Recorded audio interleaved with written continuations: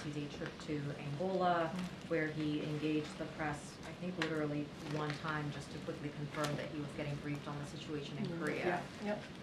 His last foreign trip, it was 6 days in South America. As you know, he didn't engage reporters during that trip. After that last trip, he told us in this briefing room that he believes in the value of engaging the press. He enjoys it, you said. He will continue to engage reporters. There will be opportunities to talk to him. So why is it that he is avoiding reporters? Look, we still have 45 days left in this administration. The president does. He does believe in the freedom of the press, right? He believes in that. I think we have shown in the last 4 years bringing back the norms of engaging with all of you. We have respected that process. I hope you guys think that we've tried to do the best that we can to do that. And the president he really does enjoy having a back and forth. And when the president, and I do want to say, he did take a moment to have a back and forth with all of you when he was in Nantucket with some of your colleagues who traveled with him. He did take some questions there, so it's not like he hasn't taken questions at all. He did have he did do a gaggle when he was in Nantucket around the holiday and took some questions.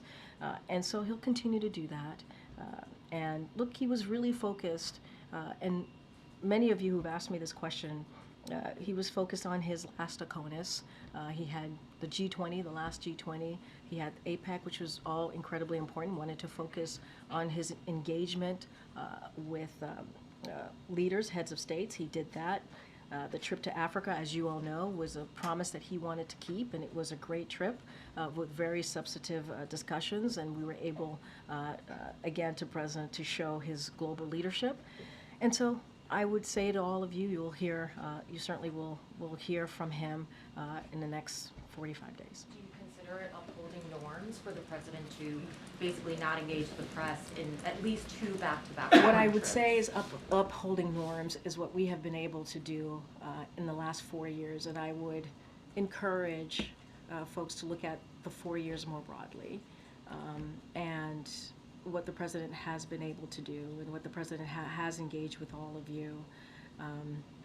And again, I would say, especially from here, we have always respected and want to continue to respect the freedom of the press and have a healthy back and forth.